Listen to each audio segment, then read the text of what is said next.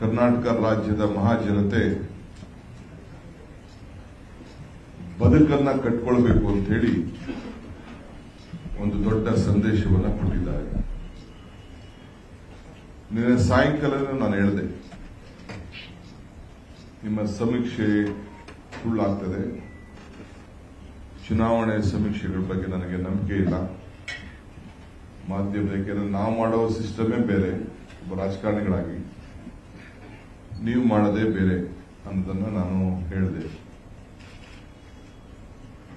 ಕೆಲವು ಕ್ಷೇತ್ರದ ಸೋಲು ಗೆಲುವು ನಂದೇ ಅಂತ ಕೂಡ ನಾನು ಹೇಳಿದ್ದೆ. ಇವತ್ತು 3 ಕ್ಷೇತ್ರಗಳ ಚುನಾವಣಾ ಫಲಿತಾಂಶ ಬಂದಿದೆ. ಮೊದಲಿಗೆ ಚನ್ನಪಟ್ಟಣ ವಿಧಾನಸಭಾ ಕ್ಷೇತ್ರ, ನಾನು ನಿಖಿಲ್ ಕುಮಾರಸ್ವಾಮಿ ಅವರದ್ದು ಸೋಲು ಅಂತ ನಾನು ಹೇಳಲಿಕ್ಕೆ ನಾನು ತಯಾರಿಲ್ಲ. ಅವರ ತಂದೆ ಕುಮಾರಸ್ವಾಮಿ ಅವರು ಅಲ್ಲಿಂದ ಎಂಪಿ ಆಗಿದ್ದವರು, ಮುಖ್ಯಮಂತ್ರಿ ಆಗಿದ್ರು,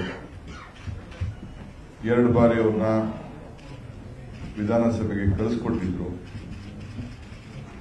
ಅವರು ಆ ಕ್ಷೇತ್ರದಲ್ಲಿ ಬಿಟ್ಟೋದಂತ ಗುರುತುಗಳಿಗೆ ಜನ ಅವರಿಗೆ ಒಂದು ತೀರ್ಪನ್ನು ಕೊಟ್ಟಿದ್ದಾರೆ. ಬಸವರಾಜ ಬೊಮ್ಮಾಯಿ ಅವರ ಸುಪುತ್ರ ಭರತ್ ಬೊಮ್ಮಾಯಿದು ಸೋಲು ಅಂತ ಕೂಡ ನಾನು ಹೇಳಲಿಕ್ಕೆ ನಾನು ತಯಾರಿಲ್ಲ. ಅಲ್ಲೂ ಕೂಡ ಒಬ್ಬ ರಾಜ್ಯದ ಒಬ್ಬ ಮುಖ್ಯಮಂತ್ರಿಯಾಗಿ ಅಲ್ಲೂ ಕೂಡ ಅವರು ಆ ಜನರನ್ನ ನೋಡ್ತಾ ಇದ್ದಂತ ಪ್ರೀತಿ ಭಾವನೆ ಗಮನದಲ್ಲಿಟ್ಟುಕೊಂಡು ಕಳೆದ ವಿಧಾನಸಭೆ ಚುನಾವಣೆಯಲ್ಲಿ ಅಲ್ಲಿ 30,000ಕ್ಕೂ ಹೆಚ್ಚು ನಮ್ಮ ಅಭ್ಯರ್ಥಿ ಸೋತಿದ್ರು.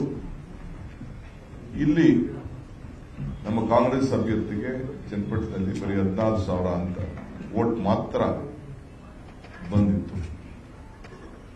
ಸಂಡೂರು ಕ್ಷೇತ್ರವನ್ನು ನಾವು ಮೊದಲಿಂದ ಕೂಡ ಕಾಂಗ್ರೆಸ್ ಪಕ್ಷ ಅದನ್ನು ಉಳಿಸಿಕೊಂಡು ನಾವು ಬಂದಿದ್ದು.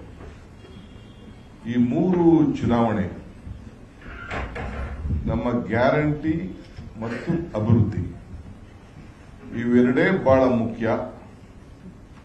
ಅನೇಕ ನಮ್ಮ ವಿರೋಧ ಪಕ್ಷದ ಸ್ನೇಹಿತರುಗಳ ಟೀಕೆಗಳನ್ನು ತಾವೆಲ್ಲ ಗಮನಿಸಿದ್ರಿ. ನಾನು ಹೇಳಿದ್ದೆ ಹಿಂದೆ, ಟೀಕೆಗಳು ಸಾಯ್ತವೆ, ಟೀಕೆಗಳು ಸಾಯ್ತವೆ, ಕೆಲಸಗಳು ಉಳಿತವೆ ಅನ್ನೋ ಮಾತನ್ನ ಹೇಳಿದ್ದೆ. ಅದು ಇಲ್ಲಿ ಇವತ್ತು ಸಾಬೀತಾಗಿದೆ.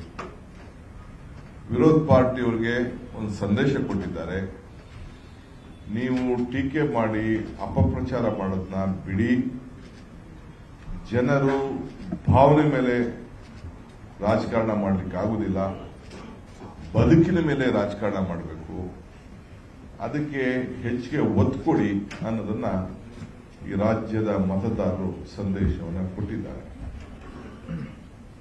ಇವತ್ತು 5 ಗ್ಯಾರಂಟಿಗಳು ಬಹಳ ದೊಡ್ಡ ವ್ಯಾಖ್ಯಾನಗಳೆಲ್ಲ ಅದರ ಮೇಲೆ ನಡೀತಾ ಇತ್ತು. ಸರಿಯಾದ ರೀತಿಯಲ್ಲಿ ನಾವು ಕಾರ್ಯರೂಪಕ್ಕೆ ತರಲಿಲ್ಲ ಅಂತ ಹೇಳ್ತಾ ಇದ್ರು, ಅಭಿವೃದ್ಧಿಗೆ ಹಣ ಇಲ್ಲ ಅಂತ ಹೇಳ್ತಾ ಇದ್ರು.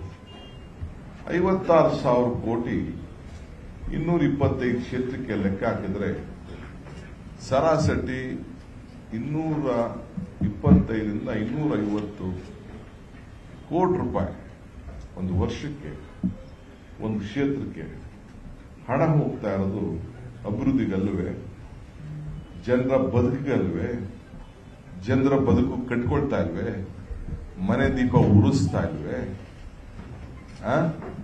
ಆ ಪ್ರಯಾಣ ತನ್ನ ಕುಟುಂಬಕ್ಕೆಲ್ಲ ತಾಯಂದಿರೆಲ್ಲ ಉಚಿತವಾಗಿ ಪ್ರವಾಸ ಮಾಡ್ತಾ ಇಲ್ವೇ, 10 ಕೆಜಿ ಅಕ್ಕಿ ಹಣದಿಂದ ಊಟ ಮಾಡ್ತಾ ಇಲ್ವೇ, ಗೃಹಲಕ್ಷ್ಮಿ ಮನೆಯಲ್ಲಿ ತಾಂಡವ ಆಡ್ತಾ ಇಲ್ವೇ, ಇವೆಲ್ಲ ಬದುಕಿನಲ್ವೇ?